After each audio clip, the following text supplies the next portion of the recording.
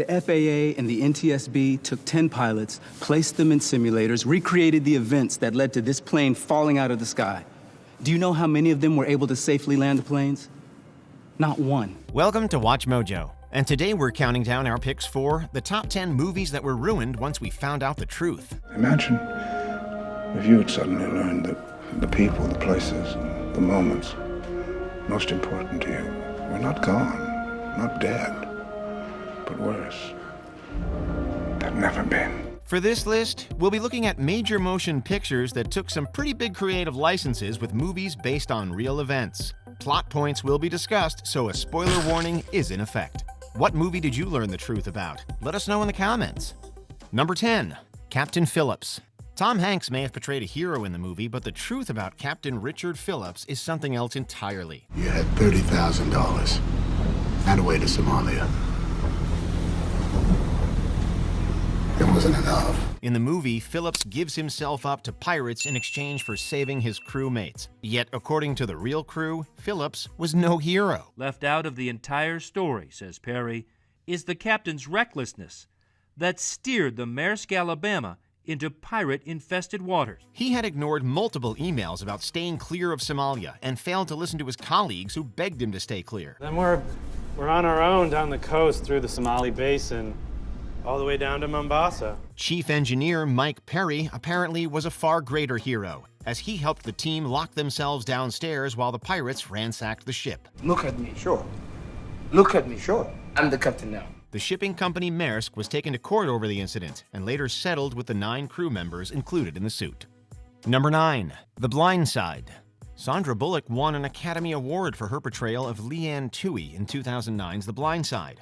Bullock's take on the Toohey character was pretty close to the original, but the real Michael Oher took issue with his depiction. That's right. Since then, there have been many reports that Michael Oher was not happy with how he was portrayed in that movie. But is it true? The movie shows him having little to no knowledge of American football, which couldn't have been further from the truth. We'll just go home and play some video games. Look! Everybody at Wingate is expecting me to be a star football player. You don't want to let them down, do you?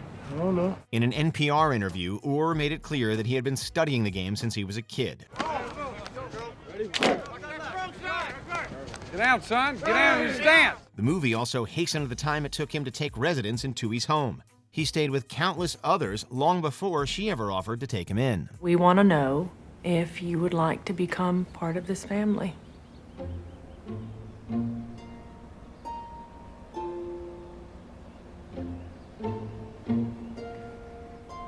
Kind of thought I already was. Number 8, Jimmy, All Is By My Side. How can a filmmaker possibly make a biopic about a musician without ever having any of their actual music? I want my music to go inside the soul of a person.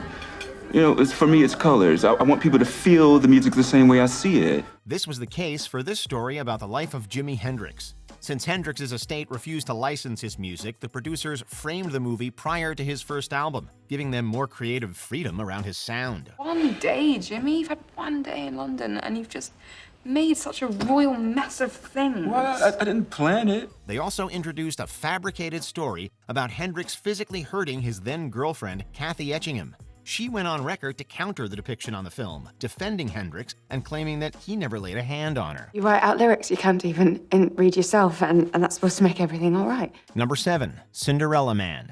When most people think of boxing movies, the immediate go-to is Rocky. But 2005's Cinderella Man gave us a great comeback story of how James J. Braddock overcame his broken right hands to become a world-renowned boxer. You want to think about it? You think you'd tell me something? What, like, boxing's dangerous, something like that? Although Russell Crowe's depiction is fine, it's how Max Baer is portrayed that steers this movie in the wrong direction. The film shows Baer as a ruthless boxer who is out for blood and brags about the intensity of his knockouts. You are far too pretty to be a widow. That's not nice, Max, not nice. On second thought, maybe I can comfort you after he's gone. Hey, I said shut your goddamn mouth, you punk! Baer's son, Max Baer Jr., countered this portrayal by saying his father was nowhere near the animal audiences were led to believe. Number 6, Amadeus. When one thinks of notable rivals, Antonio Salieri and Wolfgang Amadeus Mozart may not be the first to come to mind, but they were the subject of a 1984 film. Why would God choose an obscene child to be his instrument? Amadeus tells the story of Salieri confessing to a priest that he had plotted to murder the famous classical musician. The movie goes on to depict a very bitter Salieri who goes to great lengths to undermine his rival Mozart. Because you choose for your instrument a boastful, lustful, smutty, infantile boy, and give me for reward only the ability to recognize the incarnation. However, there's very little evidence to support that these two were ever adversaries. One of Mozart's own letters even mentions picking up Salieri and his wife on the way to see the Magic Flute, which Antonio thoroughly enjoyed. You know what's ridiculous? Your libretto, that's what's ridiculous. Oh? Only an idiot would ask Wolfie to work on that stuff. 12-foot snakes, magic flutes. Why be so friendly if they were bitter enemies? Number 5, A Beautiful Mind. It has been said that there's a fine line between genius and insanity. Our second Russell Crowe film on this list has him portraying the brilliant mathematician John Nash. My quest has taken me through the physical, the metaphysical,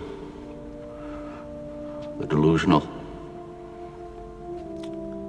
and back. The movie manages to keep the spirit of who Nash was very close to the original, but does have some very obvious omissions. Nash's sexuality was nowhere near as straight as any math equation, for he had been known to seek the attention of men from time to time. How do you know for sure? I don't, I just believe it.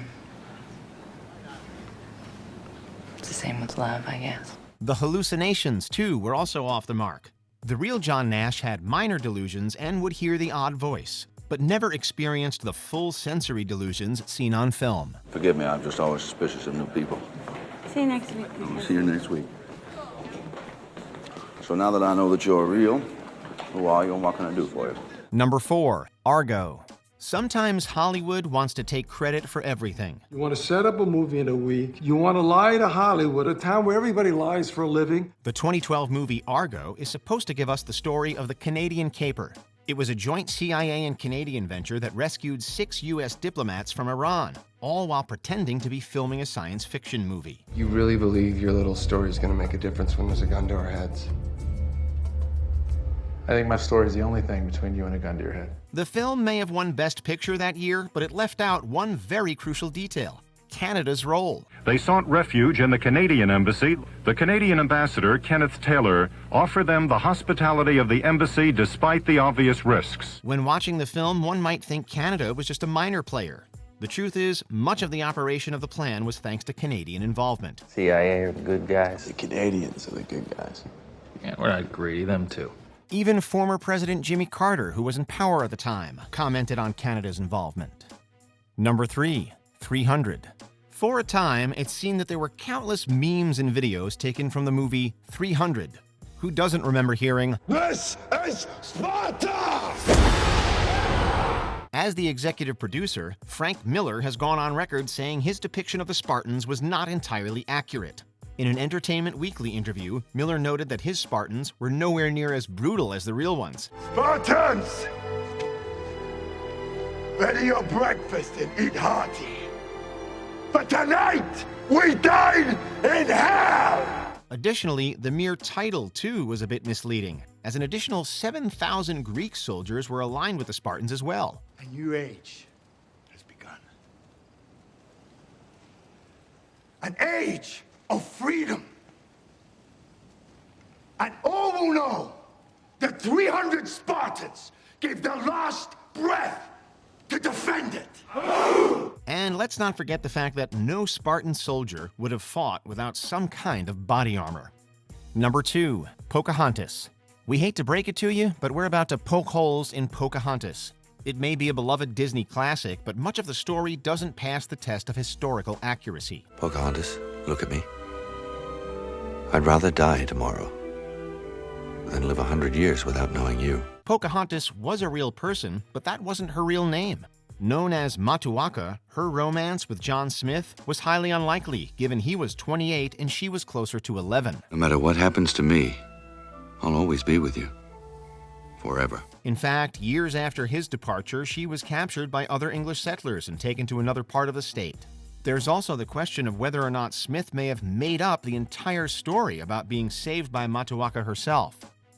Before we continue, be Be sure to subscribe to our channel and ring the bell to get notified about our latest videos. You have the option to be notified for occasional videos or all of them. If you're on your phone, make sure you go into your settings and switch on notifications.